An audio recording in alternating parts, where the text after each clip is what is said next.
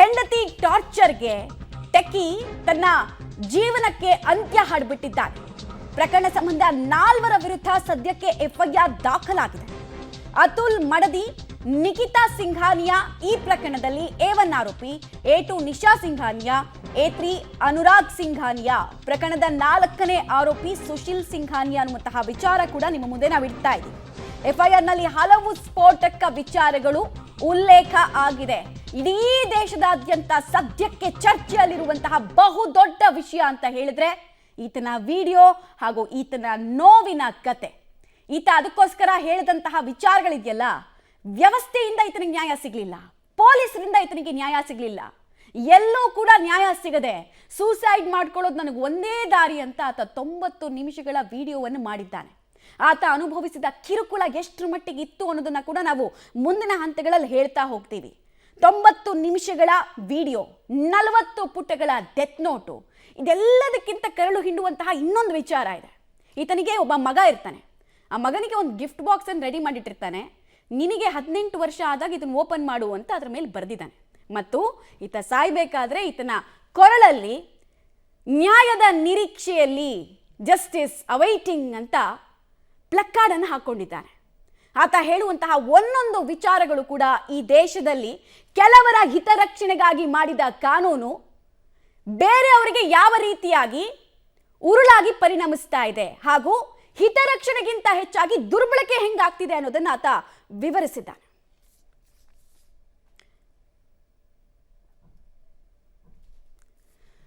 ಸದ್ಯಕ್ಕೆ ನಿಮಗೆ ನಾನು ಎಫ್ಐಆರ್ ಪ್ರತಿಯನ್ನ ಕೂಡ ಇದಕ್ಕೆ ಸಂಬಂಧಪಟ್ಟಂತೆ ತೋರಿಸ್ತಾ ಇದೆ. ಅದರಲ್ಲಿ ಅಕ್ಯೂಸ್ಗಳು ಯಾರಿದ್ದಾರೆ ಮತ್ತೆ ಘಟನೆ ಆಗಿದೆ ಹೇಗೆ, ನಿಮಗೆ ಎಫ್ಐಆರ್ ಹೇಗಿರುತ್ತೆ ಅನ್ನೋದನ್ನ ನಾವು ಈ ಹಿಂದೆ ಕೂಡ ತೋರಿಸಿರ್ತೀವಿ. ಯಾರ್ಯಾರು A1 ಇದ್ದಾರೆ, A2 ಇದ್ದಾರೆ ಅಂತ. ಈ ನಿಖಿತಾ ಸಿಂಘಾನಿಯಾ ಇದ್ದಾರಲ್ಲ, ಇವ್ರ ಮೇಲೆ ಅತುಲ್ ಸಾಕಷ್ಟು ಆರೋಪಗಳನ್ನು ಮಾಡಿ ಆತ್ಮಹತ್ಯೆಯಂತಹ ದುಡುಕಿನ ನಿರ್ಧಾರ, ಅತಿ ದೊಡ್ಡ ಕೆಟ್ಟ ನಿರ್ಧಾರಕ್ಕೆ ಕೈ ಹಾಕಿದ್ರು. ಇದು ಯಾಕೆ ಹಿಂಗಾಯ್ತು ಅನ್ನೋದನ್ನೆಲ್ಲ ಹೇಳ್ತೀನಿ. ಆತ ಅಷ್ಟಕ್ಕೂ ನೋಡಿ, A2 ನಿಶಾ ಸಿಂಘಾನಿಯಾ ಇದ್ಯಾರು ಅಂತ ಕೇಳಿದ್ರೆ ಈ ಅತುಲ್ ಅವರ ಅತ್ತೆ. ಹಾಗೆ A3 ಅನುರಾಗ್ ಸಿಂಘಾನಿಯಾ ಅತುಲ್ಗೆ ಬಾಮೈದ ಆಗಬೇಕು. ಇವರೆಲ್ಲ ಕೊಟ್ಟಿರುವಂತಹ ಟಾರ್ಚರ್ ಏನು ಅನ್ನೋದನ್ನ ಆತ ತನ್ನ ಡೆತ್ ನೋಟ್ನಲ್ಲೂ ಹೇಳ್ತಾನೆ, ವಿಡಿಯೋದಲ್ಲೂ ಹೇಳ್ತಾನೆ. ಒಂದು ಹುಡುಗಿ ಇಡೀ ಕುಟುಂಬದ ಖುಷಿಯನ್ನ ಕಿತ್ಕೊಂಡ್ಲು ಅನ್ನೋದನ್ನ ಆತ ಪದೇ ಪದೇ ಹೇಳ್ತಾನೆ. A4 ಯಾರು? ಸುಶೀಲ್ ಸಿಂಘಾನಿಯಾ ಸಂಬಂಧಿ. ಸೊ ಡೊಮೆಸ್ಟಿಕ್ ವೈಲೆನ್ಸ್ ಅನ್ನುವಂತಹ ಕಾನೂನನ್ನ ಈಕೆ ಹೇಗೆ ದುರ್ಬಳಕೆ ಮಾಡಿಕೊಂಡ್ಲು ಅನ್ನೋದನ್ನ ಆತ ತಿಳಿಸ್ತಾನೆ. ಅದನ್ನ ನಾನು ಮುಂದಿನ ಹಂತಗಳಲ್ಲಿ ಹೇಳ್ತಾ ಹೋಗ್ತೇನೆ ನಿಮ್ಗೆ. मेरा मानना है कि मुझे खुद को ही खत्म कर लेना बेस्ट है मेरे लिए, क्योंकि जो मैं पैसे कमा रहा हूँ उसी से मैं अपने दुश्मन को बलवान बना रहा हूँ. वही पैसे मुझे ही बर्बाद करने के लिए यूज है और ये साइकिल बढ़ता ही रहेगा. तो जो सप्लाई है वैल्यू का, उसी को खत्म कर देना चाहिए. और anyway gave me a suggestion क्या they told me to commit suicide, and I think they're right.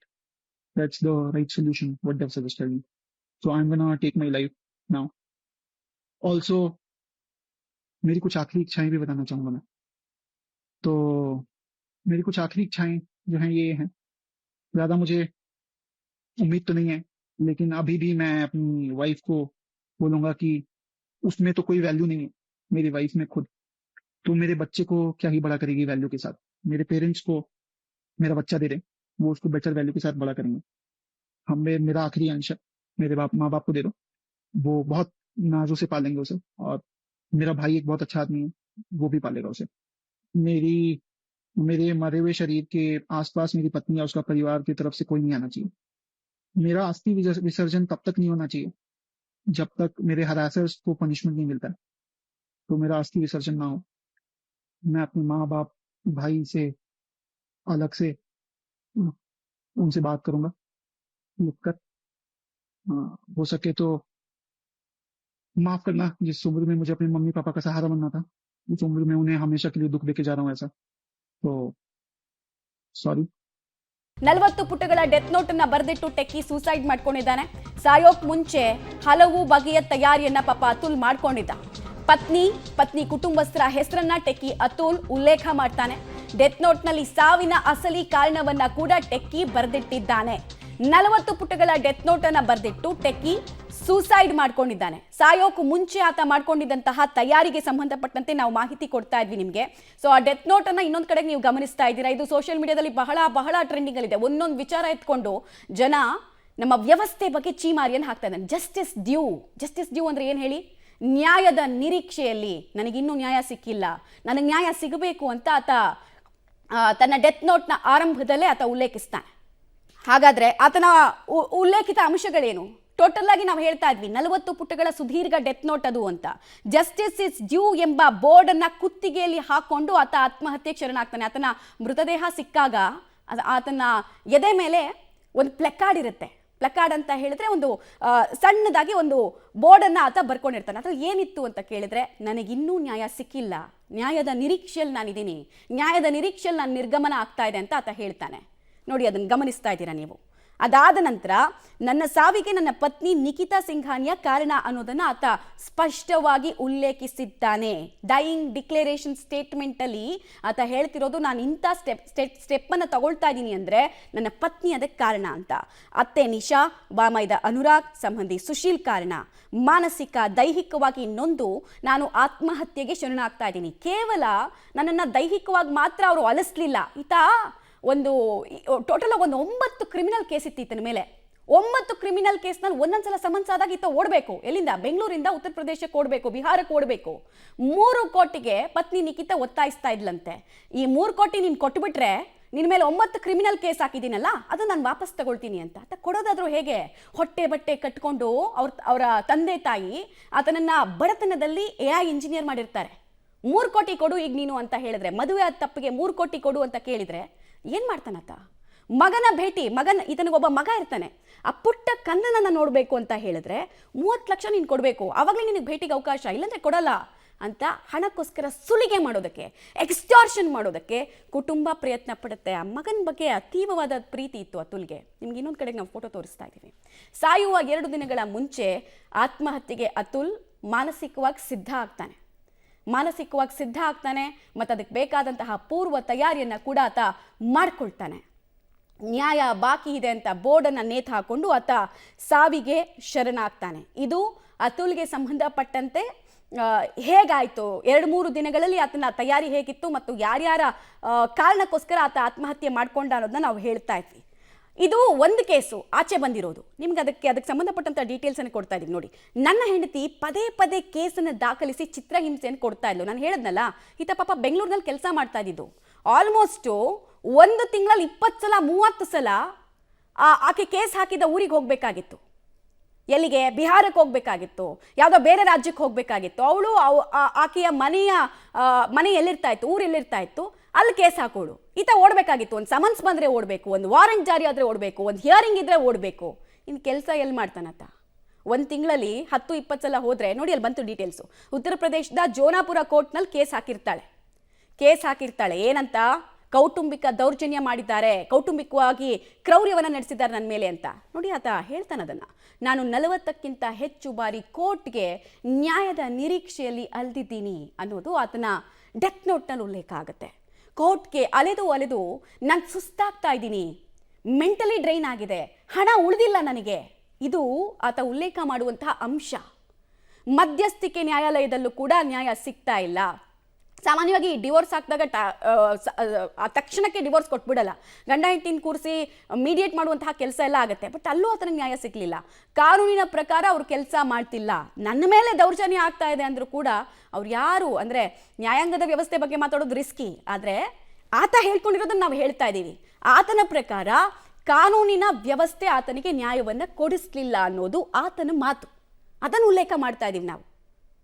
ನನ್ನ ಪತ್ನಿ ಮಾಡಿದ ಆರೋಪಗಳೆಲ್ಲವೂ ಕೂಡ ಸುಳ್ಳು ಅನ್ನೋದನ್ನು ಹೇಳ್ತಾನೆ. 9 ಕ್ರಿಮಿನಲ್ ಕೇಸು. ಒಂದು ಆಶ್ಚರ್ಯ ಏನು ಗೊತ್ತಾ ಇದರಲ್ಲಿ?